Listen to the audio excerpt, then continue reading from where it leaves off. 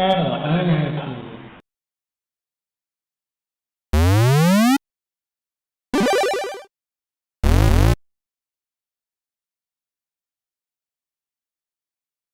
Well, I think it's safe to say that I've played at least some version of OutRun in the past. In fact, I actually do own a copy of OutRun on the Master System.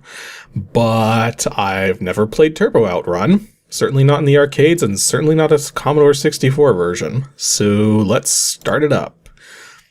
Loading the disk file. So from what I understand, Turbo OutRun is basically the same as OutRun, except... oh, we got flashing. Except that you got a turbo button. But yeah, it's kind of in the name.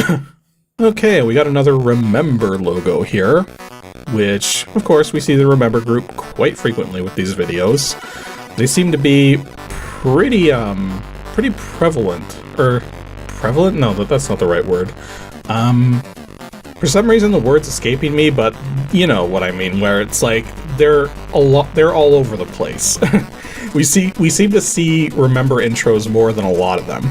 But in any case, let's get started here. So, what are we going to see first? 1, 2, 3. OutRun. Okay, apparently we're getting a little intro here with some digitized music and such. It's kind of interesting. So hit the fire button, and then... oh, and we got the high score trainer thing. So when the screen flashes, flip disk and press space. Okay, good to know, because there is a second side to the disk. So put it in high score mode. We might as well reset them. And then doing some disk access. Okay, it's actually doing a lot of disk access, so I think it's actually loading right now, except for the fact that there are no raster bars right now. So this is a load sequence that's totally blank. Okay, here we go finally. So we got the US Gold logo, we got some music going, we got the SEGA logo, we got the Probe Software logo, and there we go. And yeah, it seems like we've got digitized music here too. So it's kind of almost excessive. But then at the same time, like, I mean, I imagine it's sampled like straight from the arcade version or something. Or maybe not, I don't know.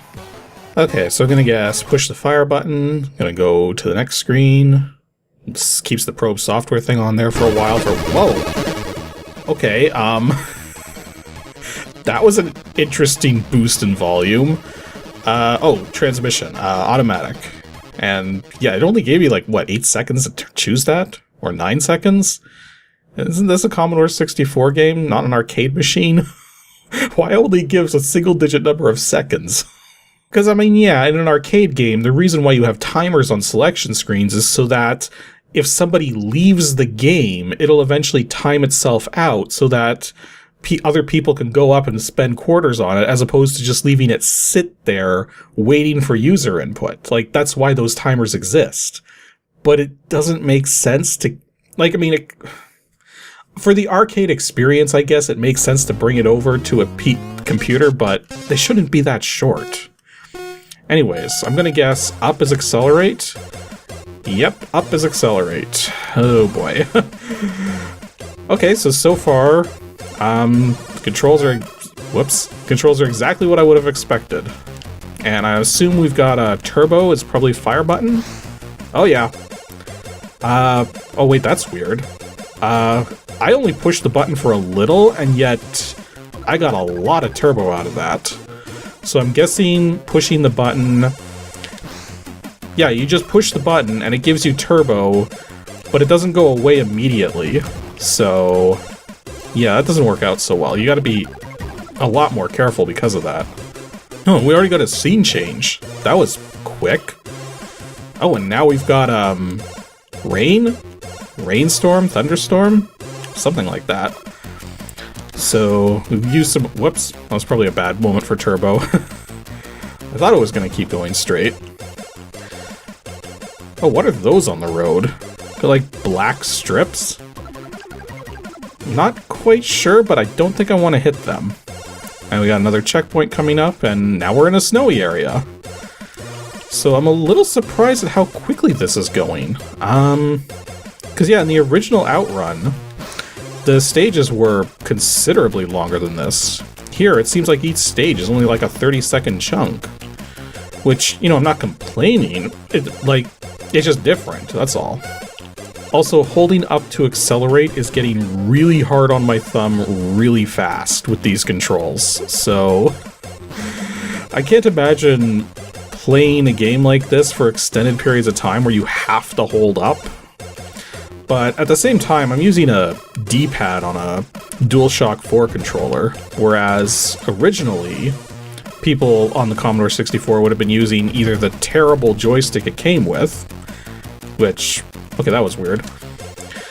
So either they'd be using the terrible joystick it came with, or they'd be using some kind of third-party joystick, which was much better.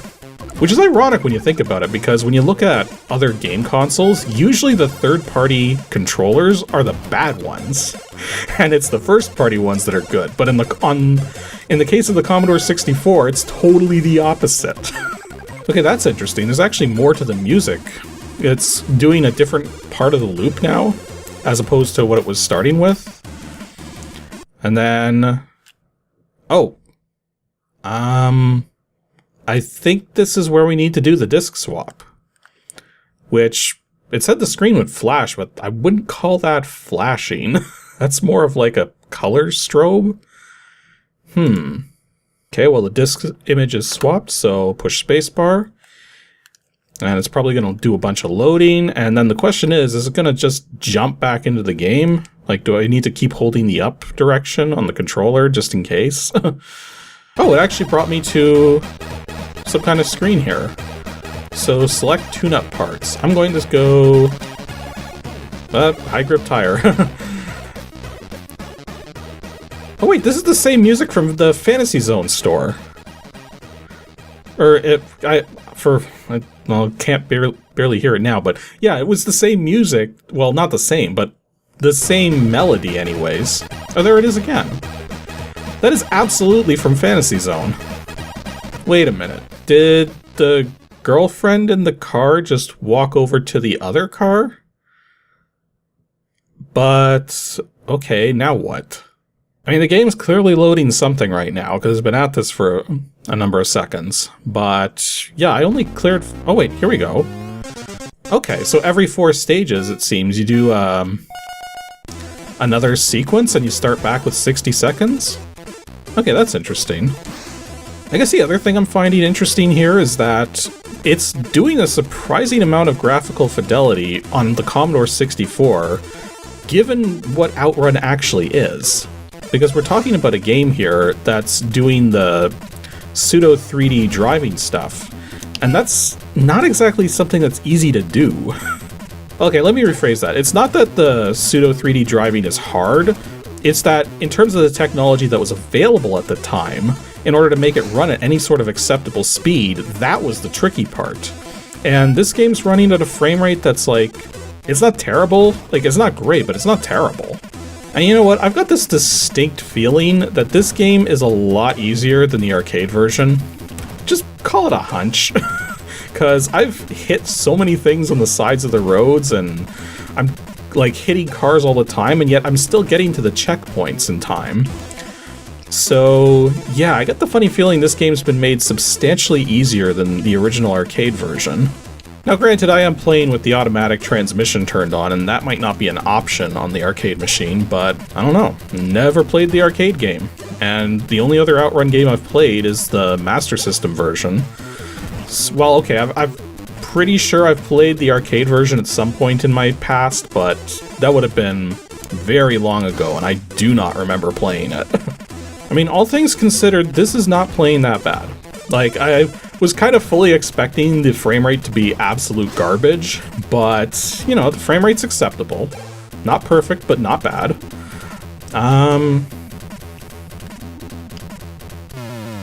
Although I just ran out of time, and the checkpoint was right up ahead, so clearly I wasn't playing good enough.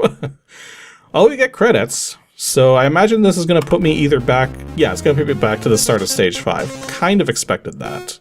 But yeah, in order to do the kind of stuff that's going on with the sprites here, you can't really use built-in sprite features in old 8-bit systems to do that kind of stuff, and even some of the 16-bit systems. So that kind of goes to show like how complicated it really is to put this kind of thing together on limited hardware. But here it is, it's working fine, so it's clearly possible. And I think I figured out something that's going on with the collisions as well, is that when you hit something on the side of the road or in front of you, well, not so much in front of you, but on something on the side of the road, you start to spin. And then the more things you hit on the side of the road, the more you spin. And if you completely come to a dead stop, then it puts you back on the middle of the road. So it's an interesting way of doing it, but definitely preferable to in the arcade where you just sort of explode, so... Well, then again, that's from the original OutRun, right? Maybe you don't ever explode in OutRun Turbo in the arcade. Or is there even an OutRun Turbo in the arcade? I imagine there has to be. But, like, here we are playing it on the Commodore 64, and I know there are other versions of this game other than just the C64 version. So, okay, I'm a little skeptical that I'm going to be able to make it to the end here, because I got to stage 8 here with the same amount of time as last time. So, I don't think my odds are great, but we'll see if we can make it. Because I was only off by like a second or two, so if I just drive a little better, I should be okay. And it really is hard on the hands having to hold up this entire time while driving. Like, well, I think I'm about to run out of time. Yeah, I didn't even hit the checkpoint that time. Or the checkpoint indicator. Ugh. Well, you know what? I think we got a good taste of what this game's all about. Just racing down the road and trying to make it to additional stages. You got a turbo feature, unlike in the original OutRun. And it otherwise plays exactly as I would expect, and actually kind of better than I would have expected for a Commodore 64 title. Because I've seen some of these pseudo 3D driving games on 8-bit consoles and computers, and oftentimes they don't run this well. But this one runs perfectly fine. So, yeah. Definitely a game to look into if you like these old style driving games.